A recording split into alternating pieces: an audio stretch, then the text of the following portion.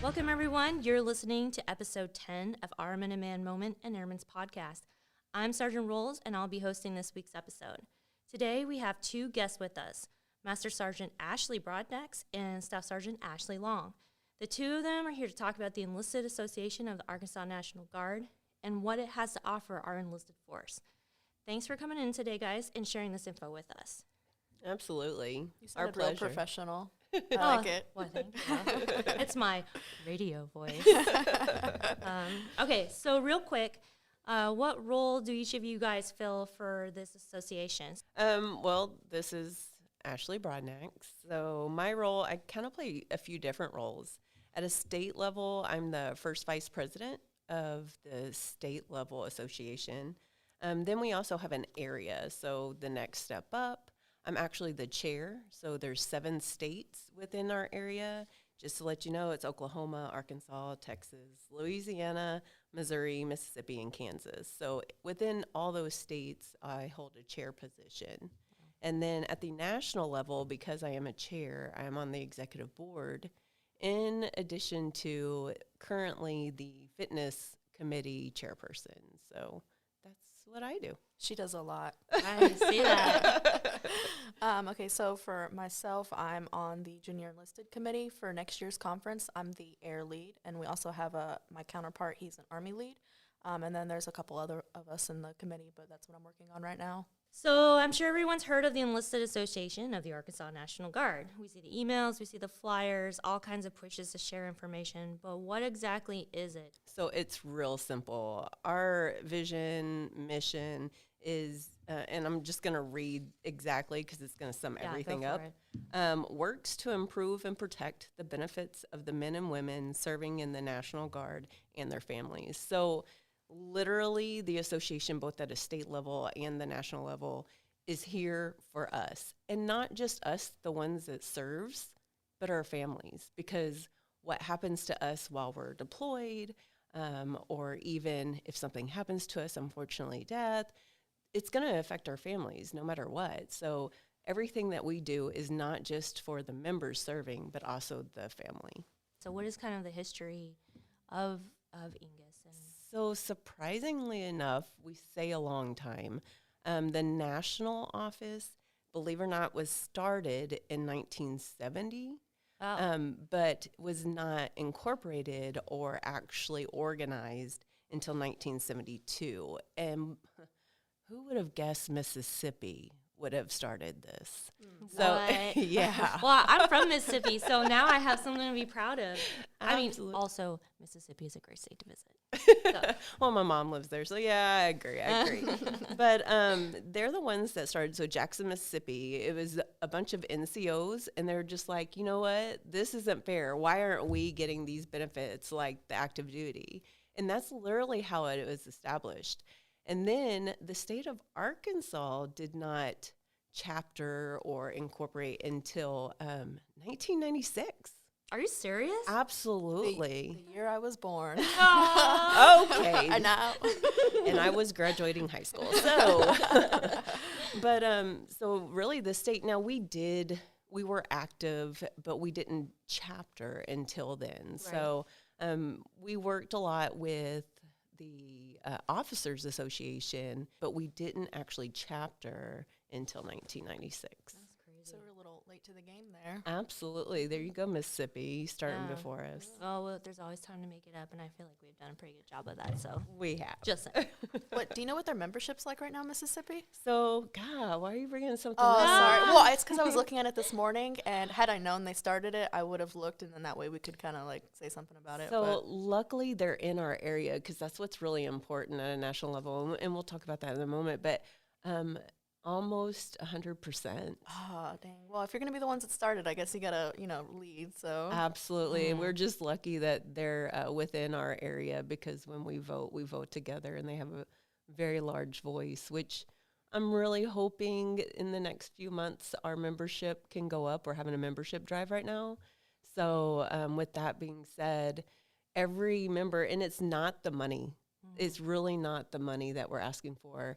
Unfortunately, the money comes with the membership, But every 250 people in the state of Arkansas that are members, we get one vote at the national level, which is a huge thing. So Mississippi typically runs about 27 to 29 votes to our 6.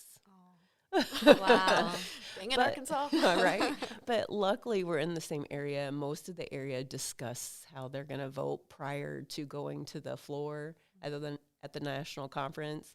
So we're all kind of already in agreement. So we do have a force, but I would love to see Arkansas have a bigger voice, because when we go up to the Capitol Hill and I can sit in, the senator's office and they can go, well, how many members do you have? And when we have over 8,000 soldiers and airmen enlisted, and I say, well, we only have 1,200. Well, they look at votes. They're looking, as a congressman or woman, they're looking at votes, and they're only getting 1,200 out of the 8,000. Right. It's kind of sad. Yeah. So membership means a lot, not only in voting at the national level, but when I get the opportunity to sit in the reps and the senator's office. Yeah. When you go up there to talk to like the people on the Hill, what do you guys talk about? Like, what are these votes for? Okay, so a couple things that they're working on right now. One of the things is getting TRICARE Reserve Select for everybody that's, even if you're dual status. So right now, if you're just a DSG and you're not a technician, you don't have a full-time job out here, you can do the TRICARE Select. But if you're out here, you have to do the civilian insurance, like the Blue Cross. Yeah, we all know it's super expensive, but they're working on that right now. And like Sergeant Broadnex was telling me this morning, it's actually pushed for 2030 right now, but they're trying to push for it to become what's the word I'm looking for? Just sooner, in effect sooner. So right now, 2030 is the date, but if we can advance it to where the members can get it sooner,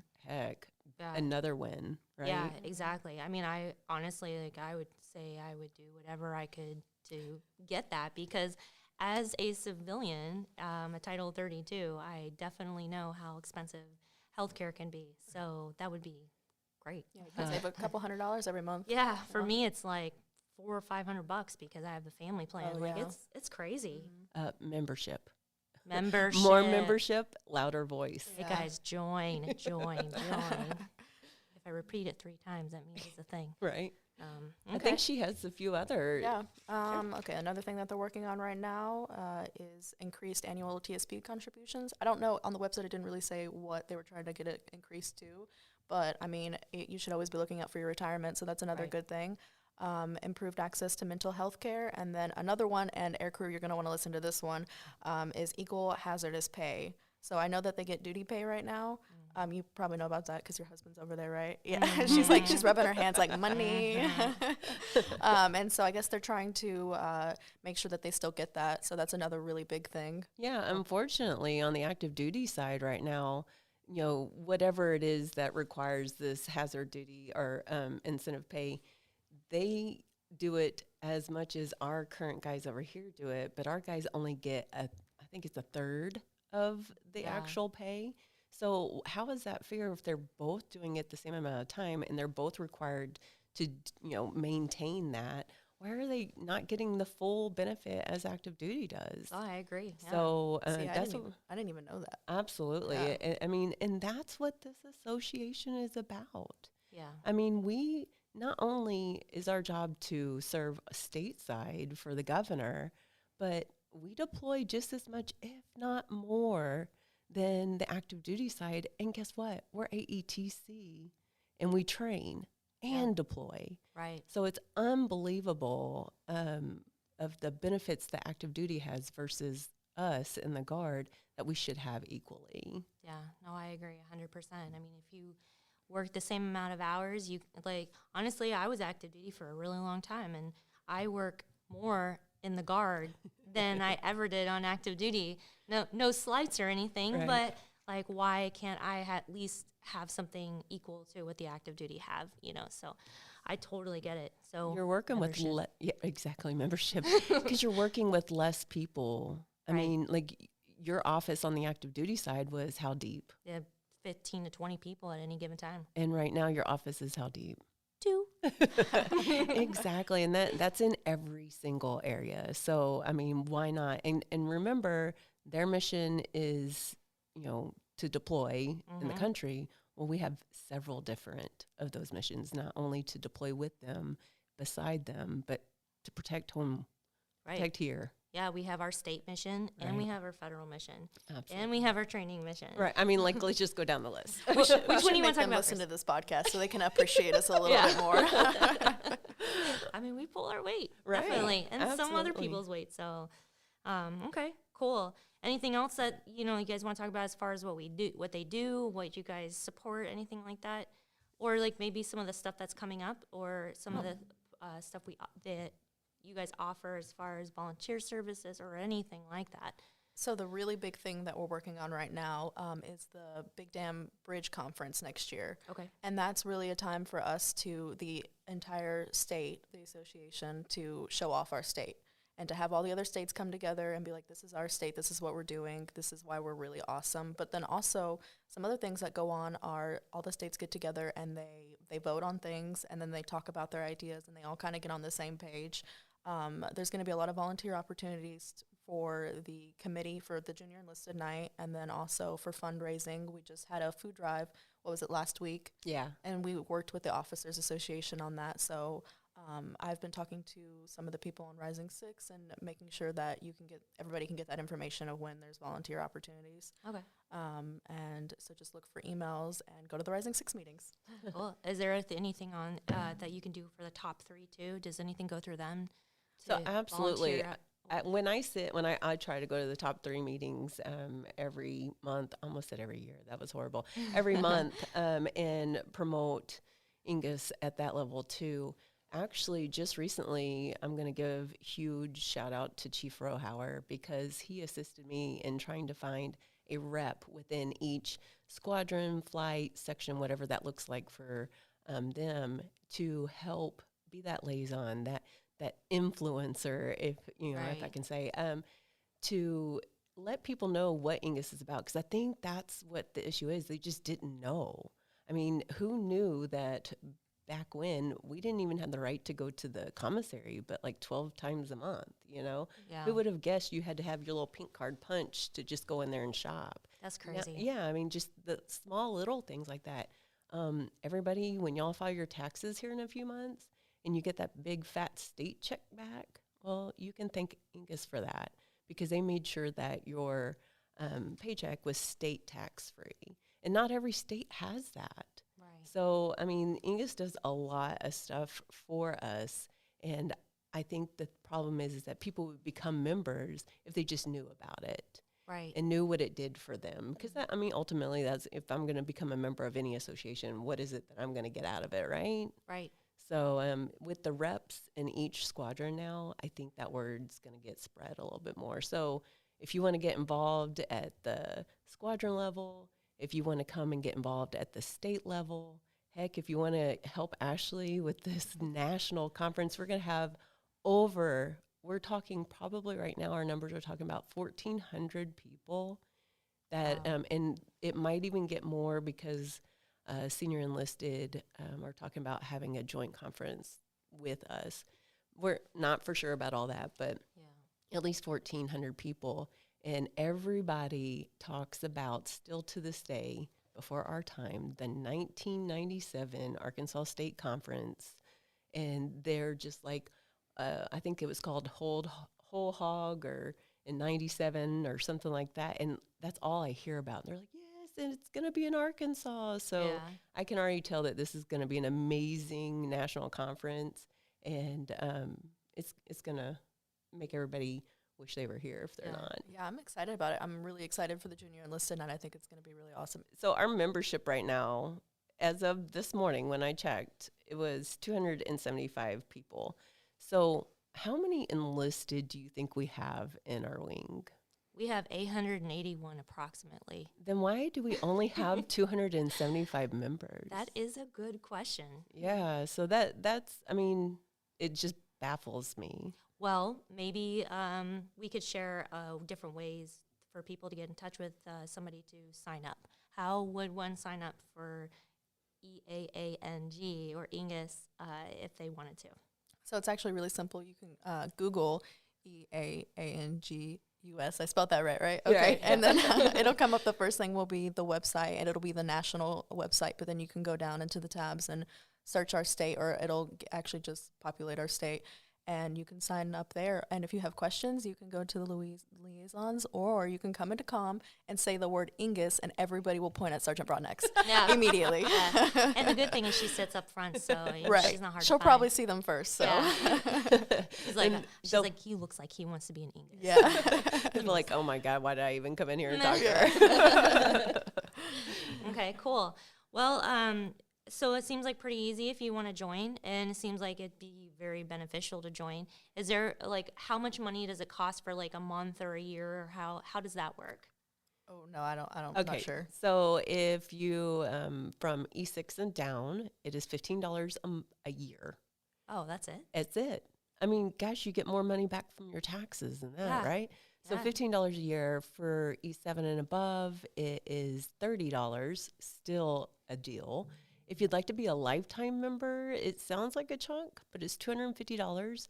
If you get in on that when you're younger in your military career, I mean, you're going to end up benefiting. However, we can also do a $25 a month for 10 months, and then you're a lifetime member.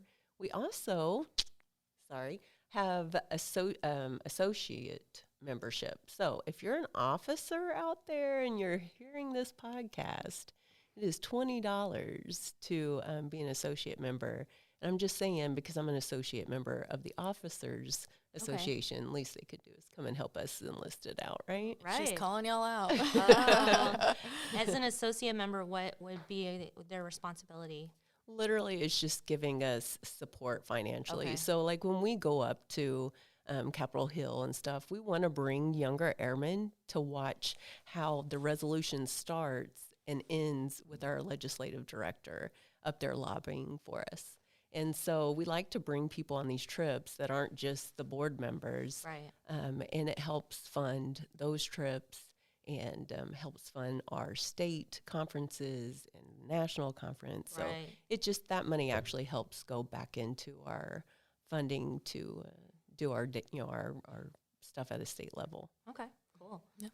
Oh, we should do this. We should do a thing in comm where every time you put in a ticket, we're gonna check to see if you're an Ingus member first, and then if you're not, the ticket's gonna be put on the back burner. So priority to all Ingus members. That would actually be kind of funny. That's incentive for you right there. Yep. Not gonna lie. Absolutely. Okay.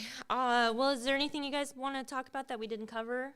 Don't get me started because I could probably be here all day, I take that literally. back. But if anybody has any other questions, I can break it down. But the biggest thing is if you do, the best place to go to is eangus.org. Oh, I think I added an extra A earlier. That's all right, because it's the state association. It's 2 A's. Mm-hmm. But, if they literally have everything on there. Okay. But if you have any other questions, you know where to find me. Yep.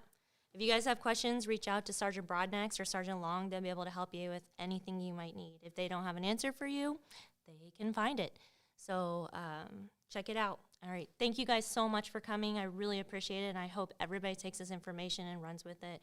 And I look forward to seeing our membership go up. Absolutely. Thank I know you. who are. All right. We are mission-ready airmen providing premier training to the C-130 and cyber enterprises, capitalizing on partnerships to support the state and defend the nation. Our vision is to be a diverse family of airmen, dedicated, adaptive, and empowered to lead.